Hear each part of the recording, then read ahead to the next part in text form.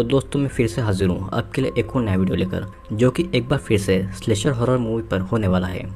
आज की हमारी इस मूवी का नाम है नो सॉलिसिटर्स। तो आइए देखते हैं मूवी में क्या होता है। मूवी की शुरुआत एक खूबसूरत दिन से होती है, जहाँ पर कुछ लोग अपने सुबह का टाइम पार्क में घूमकर और खेलकर एंजॉय कर रहे थे। अब वहाँ पर एक घर दिखाया जाता है, जहाँ पर एक बोर्ड पर ये लिखा हुआ था नो सॉलिसिटर्स, जिसका मतलब होता है कि यहाँ पर सेल्समैन का आना मना है। फिर हमें एक लड़की दिखाई जाती है जिसका हाथ बंधा हुआ था। उसे एक बेड पर बांधा गया था और बहुत रो भी रही थी और चिल्ला भी रही थी। और तभी कोई आदमी आकर उसके कपड़े खोलता है और फिर वो उसकी बॉडी को टच भी करता है। वो लड़की रोते हुए अपनी जान की भीख मांग रही थी और तभी अचानक वो आदमी उस लड़की के ब्रेस्ट को काटने लगता है, जिससे कि वो लड़की बस चिल्लाती रह जाती है। अब ये सीन यहीं पर कट होता है और कहानी अब एक डॉक्टर की तरफ आती है जिसका नाम लेविस था और वो एक फेमस ब्रेन सर्जन था और उसके नाम की ही वजह से उसका हॉस्पिटल बहुत ज़्यादा फेमस था। और लुइस भी अपनी कामयाबी से बहुत खुश था। उस शहर में पुलिस स्टेशन में बहुत सारे लोगों के मिसिंग होने की रिपोर्ट्स आ रही थी और पुलिस एक भी मिसिंग पर्सन को नहीं ढूंढ पा रही थी।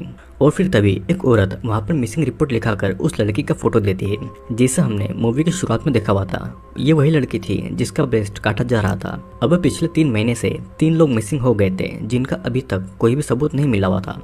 हम एक हॉस्पिटल में ये भी देखते हैं कि 2 हस्बैंड वाइफ रो रहे थे क्योंकि उनकी बेटी का एक्सीडेंट हो गया था और जल्दी से उसे एक किडनी की जरूरत थी, जिसके लिए वो कितना भी पैसा हो वो दे सकते थे, लेकिन उनको कोई भी किडनी का डोनर नहीं मिल रहा था। उनकी बेटी को बचाने के लिए सिर्फ 2 हफ्ते बचे हुए थे और तभी उनके पास एक आदमी आकर ये कहता है कि वो उनकी बेटी की मदद कर सकता है। दूसरी तरफ स्कॉट नाम के एक लड़के को एक कॉल आता है जो उसे एक किडनी मांग रहा था, जिसके बदले में उसे बहुत सारा पैसा दिया जाएगा। फिर वो अपनी बहन को ये बात बताता है और उसकी बहन भी ये सुनकर बहुत ज्यादा खुश हो जाती है। उसकी बहन का नाम निकोल था और निकोल अपनी माँ रेचल को भी ये बातें बता देती है। निकोल अपने फादर को कॉल करती है और उसे किडनी के बारे में बोलती है और उसका फादर और कोई नहीं बल्कि वही डॉक्टर लुइस था।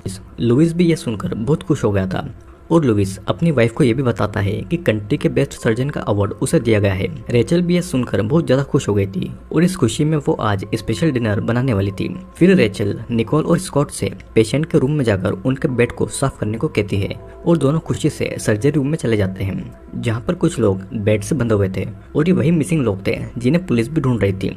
उनमें से वो एक पेशेंट को चुनकर उसकी ब्रेन सर्जरी करने लगते हैं। वे उसके सर को खोलकर उसे काटकर फिर उसकी खोपड़ी को काटते हैं और उसके ब्रेन को उसकी खोपड़ी से बाहर निकलते हैं और ये सब करते टाइम दोनों बहुत ज्यादा खुश हो रहे थे।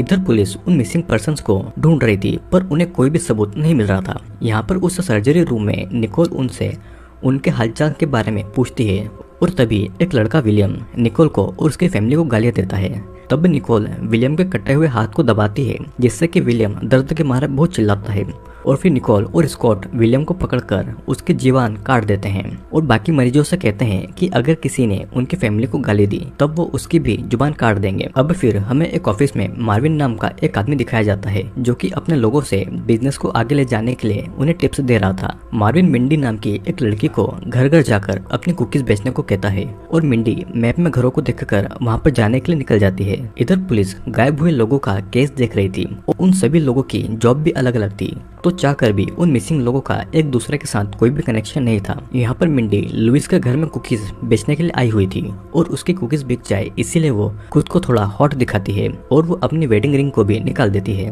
दरवाजे पे फिर स्कॉट आता है और मिंडी उसे अपने बारे में बताती है। स्कॉट फिर उसे घर के अंदर बुलाता है और उसे डिनर के लिए इनवाइट करता है। मिंडी भी घर के अंदर जाती है और तभी वहाँ पर निकोल भी आती है, जो कि उससे थोड़ा बात करके उससे वाइन ऑफर कर देती है।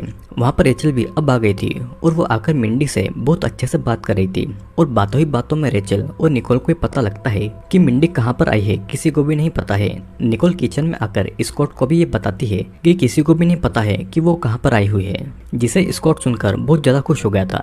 निकोल और स्कॉट दोनों ड्रिंक लेकर आते हैं। तब मिंडी और वो तीनों ड्रिंक्स करने लगते हैं और बीच बीच में मिंडी स्कॉट के साथ में फ्लर्ट कर रही थी। तभी घर पे लुइस भी आ जाता है और वो मिंडी से मिलता है। दोनों एक दूसरे से काम की बातें करने लगते हैं। फिर सभी लोग डिनर करने लगते हैं। मिंडी को डिनर का मीट बहुत ज्यादा पसंद आ रहा था, पर वो मीट किसका था उसे ये बात नहीं बताते हैं। मिंडी स्कॉट से और वाइन मांगती है। स्कॉट फिर वाइन में कुछ दवाई मिलाकर उसे पिला देता है और वाइन पीने के बाद में मिंडी थोड़ा बेहोश होने लग गई थी। मिंडी जब नीचे बैठी हुई थी तब लुइस बताता है कि वो ह्यूमन बॉडी के पार्ट्स का बिजनेस करता है और फिर मिंडी नशे की वजह से बेहोश हो जाती है।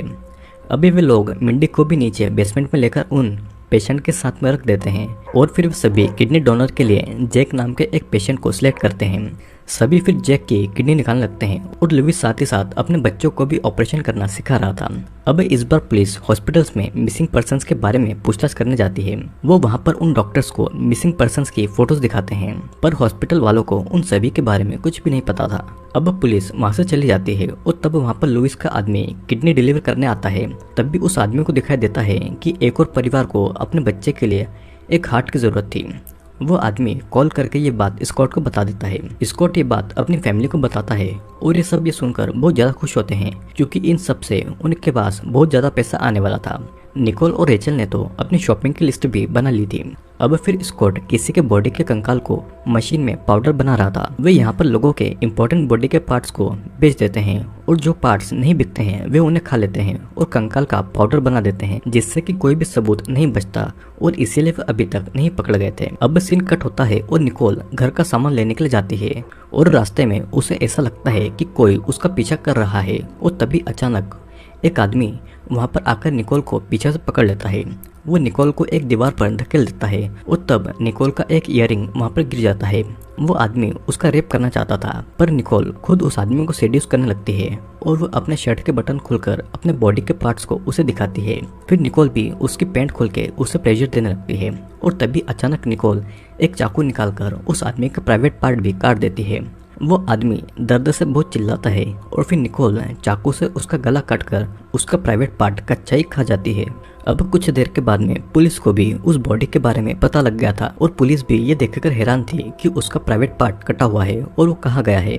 अब पुलिस क्राइम सीन को देखने जाती है, तब उन्हें वहाँ पर निकोल की ईयरिंग मिल जाती है, तो वो उसे एग्जामिन करने के लिए लैब में भेज देते हैं। इधर बेसमेंट में मिंडी होश में आकर चिल्ला रही थी। वो बहुत डरी हुई थी और उसे कुछ समझ नहीं आ रहा था कि यहाँ पर क्या चल रहा है। तभी वहाँ पे कैद प्रिंसिला नाम की एक औरत ये कहती है कि चिल्लाने से कोई भी फायदा नहीं है, कोई भी तुम्हारी आवाज़ यहाँ से नहीं सुनेगा और ना ही हम यहाँ से कभी भाग पाएंगे। विलियम कहता है कि हम सभी लोग मरने वाले हैं और प्रिंसिला ये पूछती है कि तुम यहाँ पर कुछ बेचने आई थी, जिस पर मिंडी हाँ कहती है। अब जैक उससे पूछता है कि क्या किसी को तुम्हारे बारे में पता है कि तुम कहाँ पर आई हो, और मिंडी कहती है कि इस बारे में किसी को भी नहीं पता है।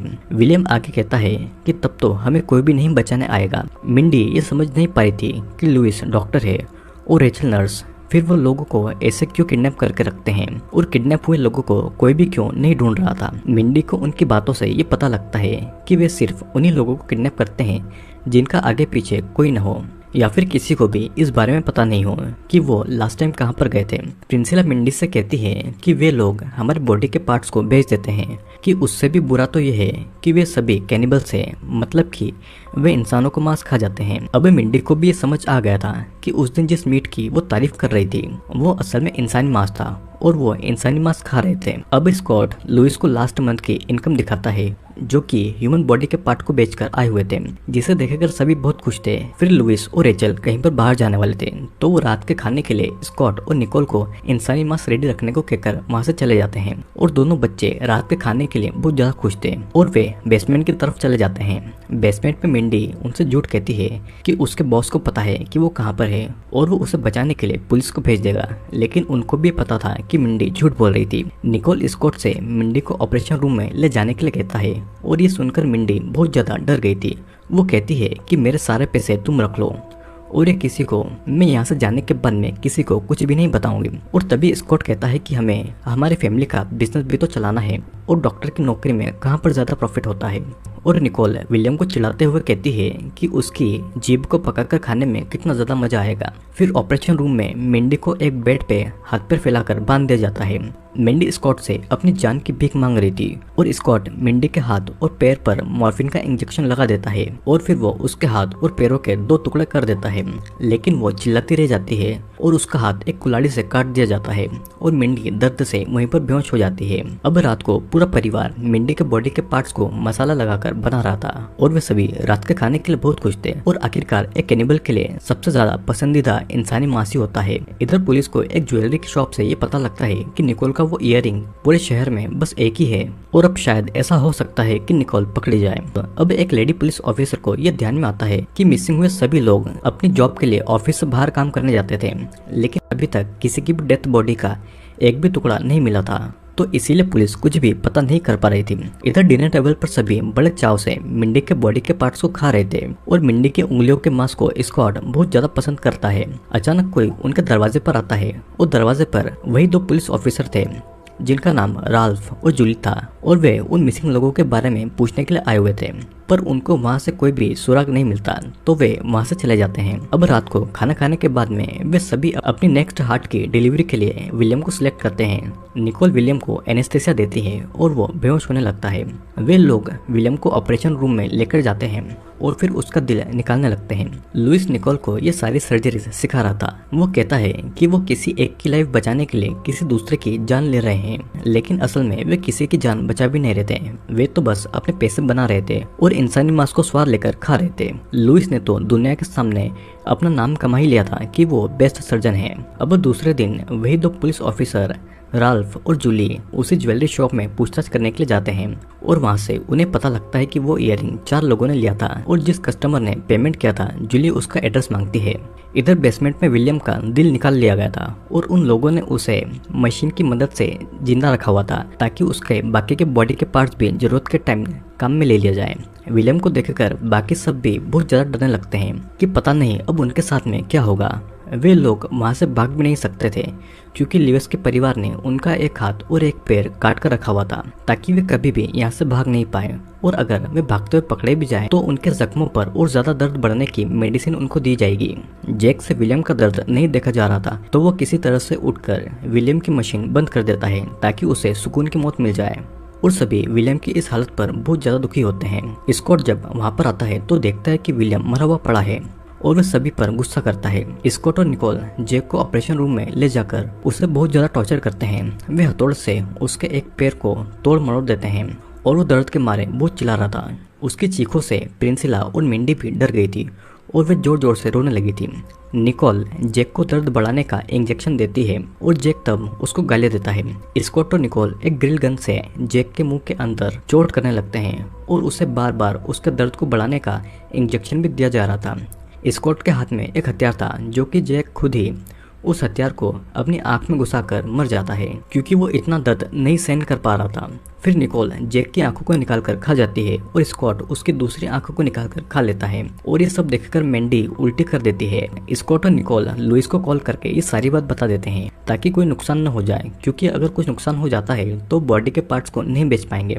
लेकिन रेचल के मुताबिक रात को खाने के लिए जैक और विलियम की बॉडी बहुत अच्छी रहेगी। अब घर पे स्कॉट और निकोल बाजी लगा रहे थे कि विलियम का लिवर जैक से अच्छा होगा या नहीं और स्कॉट विलियम के टुकड़े कर रहा था और निकोल जैक की एक एक करके अंदर से सारे बॉडी के पार्ट्स निकाले जा रही थी। और फिर स्कॉट निकोल को दोनों लीवर को प्याज के साथ पकाने के लिए कहता है। रात को बातें कर रहे थे तभी उनके डोर पर कोई आता है और निकोल देखने जाती है तो वहां पर जोंग नाम का एक परफ्यूम बेचने वाला आदमी था।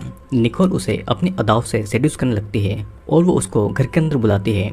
उसका भी मिंडी की तरह बहुत अच्छे से वेलकम किया जाता है। उसे ड्रिंक पिलाया जाता है और जोंग को बहुत अच्छा लग रहा था कि उसका इस तरह से वेलकम किया जा रहा है। वो वाइन पीकर थोड़ा सा बेहोश हो जाता है और तभी जोंग के साथ में भी वही होता है जो कि बाकी के लोगों के साथ में हुआ था। इधर पुलिस स्टेशन में राल्फ मिसिंग पर्सन के केस को क्लोज करके एक नए केस को खोलता है क्योंकि मिसिंग केस में कोई भी लीड नहीं मिल रही थी। लेकिन जूली इस बात से खुश नहीं थी। वो इस केस को कंटिन्यू करना चाहती थी पर उसके सीनियर की वजह से ये केस छोड़ना पड़ता है। अब इधर रेचल लुइस को अपना घर चेंज करने को बोलती हैं क्योंकि इस घर में उनको 5 साल हो गया था। लुइस भी इस बात के लिए मान जाता है पर घर को चेंज करने से पहले उन्हें सारी बॉडी के पार्ट्स को ठिकाने लगाना था।